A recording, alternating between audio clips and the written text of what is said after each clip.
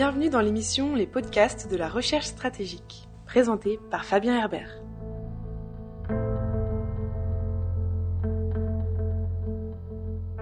Bonjour à tous et bienvenue pour ce premier épisode des podcasts de la recherche stratégique en 2020. Un format audio consacré aux questions de sécurité internationale créé par la FRS, la Fondation pour la recherche stratégique. Aujourd'hui, nous allons discuter avec Benjamin Hautecouverture de la nouvelle course aux armements. Bonjour Benjamin Hautecouverture. Bonjour. Vous êtes maître de recherche à la FRS, spécialiste notamment des questions de prolifération, de non-prolifération et de désarmement, qu'il s'agisse de questions militaires conventionnelles ou nucléaires. Nous assistons depuis le début de la décennie 2010 à une dégradation nette de l'environnement stratégique entre les grandes puissances. Cette dégradation semble avoir ravivé le spectre d'une course aux armements. Donc j'ai déjà une première question, Benjamin Hautecouverture. Qu'est-ce que précisément une course aux armements ? L'on constate en effet une utilisation assez extensive de la notion de course aux armements depuis une dizaine d'années dans la littérature spécialisée. Et je reprendrai volontiers, pour lancer ce podcast, une interrogation de Albert Wohlstetter au début des années 1970, selon qui, je cite, « Pour une notion aussi centrale au débat contemporain sur la politique nucléaire, le syntagme « course à l'armement stratégique » demeure remarquablement peu clair. » Fin de citation. Et la perplexité de Wohlstetter serait sans doute égale aujourd'hui, Wohlstetter est mort il y a plus de 20 ans, face à la facilité avec laquelle notre époque affirme le retour à la course aux armements entre puissances, sans véritablement se poser la question de ce que cela signifie. Dans un article d'une revue française de sécurité et de défense à l'hiver 2013, sur ce thème de la course aux armements par exemple, un auteur postulait ainsi que la réalité des années 2010 est bien celle d'une relance de la course aux armements stratégiques, mais se gardait de définir cette réalité. Et selon moi, ne pas se soumettre à un exercice préalable de définition est dommageable à au moins 3 titres. D'abord, nous risquons de fonder notre analyse sur une vision fantasmée de l'histoire. Pour nous autres contemporains, la course aux armements évoque en effet, de façon spontanée, un retour aux rivalités propres à la guerre froide. Mais de quoi parlait-on à l'époque ? Et était-ce à tort ou à raison ? Ensuite, l'idée d'un retour à la course aux armements gomme ipso facto la singularité des enjeux contemporains. Même cause, mêmes effets, pour ainsi dire. Reprenons donc nos grammaires d'il y a 50 ans, calquons-les sur le monde d'aujourd'hui pour prétendre le comprendre. C'est évidemment insuffisant. Et enfin, définir ce qu'est une course aux armements devrait nous permettre de qualifier avec davantage de précision l'environnement actuel que nous avons à peu près tous tendance à décrire volontiers comme dégradé depuis plusieurs années, ce qui est encore trop vague pour chercher à le définir. Alors, si nous tâchons de nous concentrer sur cette notion indépendamment des débats qui l'ont accompagnée, qui l'ont façonnée, qui l'ont sans doute polluée aussi au cours de l'histoire, quelques fondamentaux peuvent être identifiés, qui d'ailleurs relèvent sans doute pour partie du bon sens. D'abord, une course à l'armement suppose la participation d'au moins 2 acteurs, possiblement plus, qui se perçoivent réciproquement dans une relation d'antagonisme. Ensuite, pour qu'il y ait course en tant que telle, il faut au moins que chaque coureur, chaque compétiteur, se situe dans un processus d'augmentation rapide de ses budgets et de ses forces. Le rythme de cette augmentation est partie intégrante du processus de course. En outre, il faut aussi que chacun soit attentif au comportement de l'autre vis-à-vis de ses propres forces armées, son comportement passé, son comportement actuel, l'anticipation de son comportement futur. Les coureurs se regardent pendant la compétition, pendant la course. Et enfin, la course peut être menée en termes qualitatifs comme en termes quantitatifs. Ces quelques éléments étant posés, j'ajoute tout de suite qu'ils sont insuffisants pour définir une réalité qui a été façonnée par tous les événements dont on l'a chargé de rendre compte. Ça veut dire qu'il faut inscrire la notion de course aux armements dans l'histoire. Au mieux, l'analyse historique permet d'établir des typologies de course à l'armement, en fonction du nombre d'acteurs impliqués, de la qualité ou de la quantité des armements, de la nature des participants. S'agit-il d'une course entre adversaires? S'agit-il d'une course entre alliés, entre groupes constitutifs d'un même ensemble, plusieurs armes au sein d'une armée par exemple, etc. Au pire, l'établissement de typologie noie tellement le phénomène que l'on cherche à définir dans une infinité de nuances qui ne peut plus rendre compte de rien. Et donc, le premier écueil en matière de définition qu'il convient d'éviter est d'utiliser la notion de course aux armements pour éclairer tout phénomène compétitif entre États. Et le second écueil est de tellement distinguer les diverses facettes de cette notion qu'elle devient inopérante. Donc en définitive, la question qui se pose est celle de savoir si la course aux armements est une notion utile pour caractériser l'environnement stratégique contemporain. Et Benjamin de Couverture, cette notion de course aux armements est-elle contemporaine à la guerre froide et est-elle une spécificité de la rivalité stratégique entre les États-Unis et l'URSS à cette période? Alors non, pas du tout. Cet aspect particulier de la rivalité interétatique que l'on désigne de course aux armements a intéressé les décideurs politiques au premier chef, bien sûr, mais aussi les universitaires, les chercheurs, les journalistes, depuis les années 1850. Ensuite, les travaux de Samuel Huntington dans les années 1950 ou ceux de Paul Kennedy au début des années 1980, par exemple, pour ne citer qu'eux, se sont accordés sur au moins 8 phénomènes de course aux armements caractérisés qui n'ont pas abouti à un conflit direct et dont 7 d'entre eux précèdent la Seconde Guerre mondiale. C'est la France versus l'Angleterre entre 1840 et 1866, c'est la France versus l'Allemagne entre 1874 et 1894, l'Angleterre versus la France et la Russie entre 1884 et 1904, l'Argentine versus le Chili entre 1890 et 1902, l'Angleterre versus l'Allemagne entre 1898 et 1912, l'Angleterre versus les États-Unis, moins connus, entre 1916 et 1930, et le Japon contre les États-Unis entre 1916 et 1922.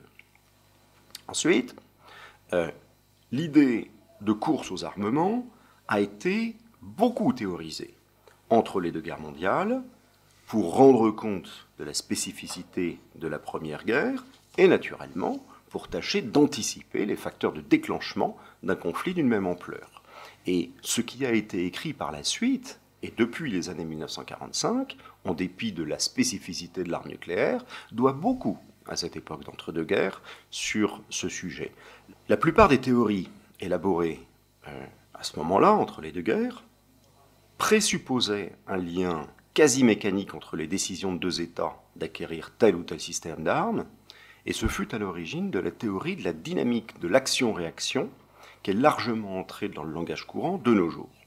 Et c'est assez malheureux, parce que cette dynamique, comme facteur d'explication du comportement des États risquant de conduire à un phénomène de course, est une idée très partagée, qui est insuffisante ou qui est inexacte. Je reviendrai là-dessus plus tard. Mais pour le moment, retenons que la course aux armements est une notion qui s'est épaissie avec le temps, avec plus de 150 années de pratique théorique, disons, qui repose sur l'hypothèse communément partagée d'action-réaction générateur de phénomènes d'escalade ou de spirale entre au moins deux États, et ces phénomènes accompagnent l'idée de course en la dramatisant comme une menace pour la paix ou comme une menace pour la stabilité d'un environnement stratégique donné. Mais c'est tout de même au cours de la guerre froide que les débats stratégiques sur la course aux armements s'est développé et a pris la forme qui est la sienne aujourd'hui. Alors oui, tout à fait. Et même, d'ailleurs, pour la plupart d'entre nous, je l'ai rappelé brièvement tout à l'heure, la course aux armements évoque spontanément une réalité de guerre froide, voire l'une de ses caractéristiques principales. Et la question de savoir ce qu'est une course aux armements s'est beaucoup posée dans les années 1970, comme elle s'était posée du reste à la fin des années 1950, avec la crise dite du Spoutnik. Et dans les deux cas, il s'agissait de dynamiques dont l'origine était la perception d'un saut qualitatif de l'adversaire en matière de système offensif. Alors, la pensée américaine de la course stratégique établit alors qu'une surestimation systématique par les États-Unis des capacités adverses était l'élément américain moteur et même déclencheur de la spirale entre les deux pays. Cette surestimation aurait été basée sur l'analyse du pire dans des cas de planification. C'est ce qu'on a appelé, ce qu'on continue d'appeler le Worst Case Scenario Analysis. Et en réalité, l'analyse des estimations faites par la communauté du renseignement, mais aussi, et peut-être même surtout, par le Pentagone à des fins d'appropriation budgétaire entre le début des années 1960 et le début des années 1970, montre à l'inverse une sous-estimation presque permanente d'une partie significative des capacités stratégiques offensives soviétiques, notamment s'agissant des missiles à capacité nucléaire sol-sol de moyenne portée et de portée intermédiaire, ainsi que s'agissant des bombardiers stratégiques. Alors, par ailleurs, un examen attentif des budgets américains consacrés aux forces stratégiques indique une tendance à la baisse entre le milieu des années 1950 et le milieu des années 1970, s'agissant des principaux segments concernés ou des instruments de mesure. Si on se penche, par exemple, sur la puissance explosive globale des systèmes offensifs américains, après un pic rapidement atteint entre le début des années 50 et l'année 1960, on assiste à une décrue au terme de laquelle le niveau atteint en 1972 retrouve approximativement celui de 1956. C'est également le cas si on retient la puissance explosive moyenne par tête. Et donc, en général, l'idée d'une accélération incontrôlée du caractère destructif des forces stratégiques américaines sur une période généralement perçue comme celle d'une course majeure aux armements est en fait invalidée par l'analyse factuelle. Et pourtant, la légende d'une surestimation américaine de la menace soviétique est particulièrement tenace. Elle continue d'être racontée aujourd'hui comme une réalité et elle continue d'être tenue comme le facteur d'explication majeur d'une course aux armements entre les deux grands adversaires de la guerre froide. Une autre idée répandue, celle selon laquelle surestimation rime avec surréaction. Là encore, l'analyse historique le dément assez largement. Par exemple, c'est la perception d'une augmentation de la taille des forces stratégiques offensives soviétiques qui engagea McNamara à ne pas développer un système de défense antimissile autour des principales villes américaines. Ici donc, une surestimation a bien conduit à une réaction, et cette réaction a pris la forme d'une inaction relative. Donc, cela étant posé, il serait bien entendu artificiel d'en conclure qu'il n'y avait pas, au cours de cette période de compétition stratégique, il y a eu une compétition stratégique, elle a duré, elle a connu une pause dans les années 1990 du fait de la désagrégation de l'Union soviétique, et elle a repris au début du siècle actuel pour porter ses fruits dans la deuxième décennie, la nôtre, celle que nous quittons, et singulièrement depuis les 5 dernières années, sous l'effet en particulier d'une volonté de retour beaucoup plus ferme à la parité stratégique de la part des autorités russes qui prend forme depuis le premier mandat Poutine en 2000. Mais ce qui nous importe ici est que, de manière générale, le rythme d'augmentation des budgets et des équipements en matière de forces stratégiques en URSS et aux États-Unis entre 1945 et 1975 ne peut pas être correctement compris comme une interaction dynamique telle que tâche d'en rendre compte la théorie habituelle de l'action-réaction. Ce schéma, très clairement, ne fonctionne pas. Une autre illustration qui, selon moi, est assez éloquente. Au début des années 1960, les estimations américaines de ce que serait les déploiements de systèmes ABM soviétiques dans les années 1970 étaient systématiquement très supérieurs à ce que furent en réalité ces déploiements. Il avait été question en particulier de 2000 intercepteurs exo-atmosphériques et de 6000 à 8000 intercepteurs de coup de portée endo-atmosphériques.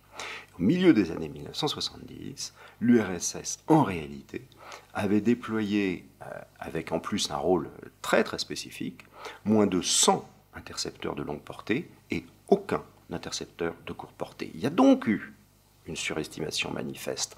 Mais ce qui est intéressant, c'est que le calcul américain du début des années 1960 avait justifié d'équiper les Minuteman III avec des MIRV et avec des aides à la pénétration, et a équipé les systèmes Poséidon de nombreux véhicules de rentrée MIRV, et c'est en réponse à de tels développements, connus par les soviétiques, qu'ils avaient estimé inutile un déploiement large du système ABM exo-atmosphérique et qu'ils avaient estimé tout à fait inefficace un intercepteur endo-atmosphérique au regard de ce que pouvait la technologie soviétique de l'époque face aux nouveaux systèmes américains. C'est un exemple important et intéressant selon moi parce qu'il illustre deux modalités de la dynamique d'action-réaction. Une initiative d'armement consécutive à une surestimation de l'armement adverse conduit à un ralentissement du rythme d'armement de l'adversaire en réponse, et l'on voit bien que la dynamique d'action-réaction dans cette action n'a absolument rien de classique, ou même de prévisible, puisque l'action de l'un ne préjuge pas de la réaction de l'autre, pour peu que l'autre réagisse. En définitive, un examen attentif du phénomène réputé être une course aux armements au cours de la guerre froide indique qu'une séquence action-inaction a tout autant de chances de se produire qu'une séquence action-réaction, dont le caractère mécanique est séduisant, on peut le comprendre, mais n'est absolument pas avéré. Et en outre, la dynamique de réaction chez l'adversaire n'implique pas automatiquement d'augmentation quantitative ou d'amélioration qualitative de l'armement. La réaction peut au contraire être stabilisatrice, sous forme de baisse de budget, lancement de pourparlers, initiative diplomatique d'arms control par exemple, décision unilatérale de moratoire, etc., etc.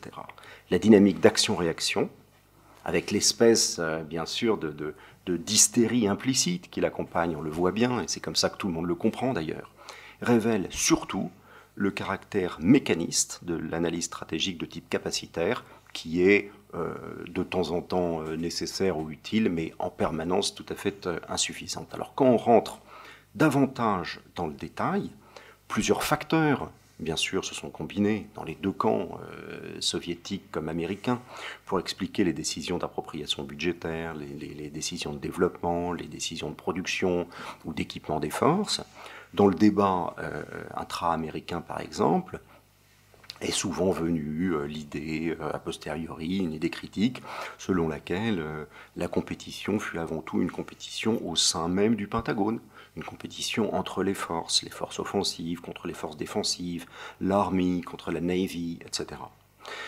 Le facteur bureaucratique n'est jamais à ne pas prendre en compte, est important à prendre en compte dans la décision de lancer tel ou tel programme, d'engager tel ou tel budget, et ça reste aujourd'hui un facteur majeur et qui relève, on le comprend bien, de logiques qui sont étrangères à la course avec un compétiteur étatique étranger. Autre exemple et dernier exemple, le renseignement américain au cours de la guerre froide fut plutôt lent à réaliser que l'URSS était capable de réaliser des avancées significatives en recherche et développement, mais très prompt à croire que les développements se traduiraient par des productions industrielles massives de nouveaux systèmes sur le territoire soviétique, alors que schématiquement, c'est plutôt l'inverse qui se produisait en Russie. Donc on le voit, la réalité est souvent loin de la perception qu'on peut en avoir, voire totalement contraire et opposé.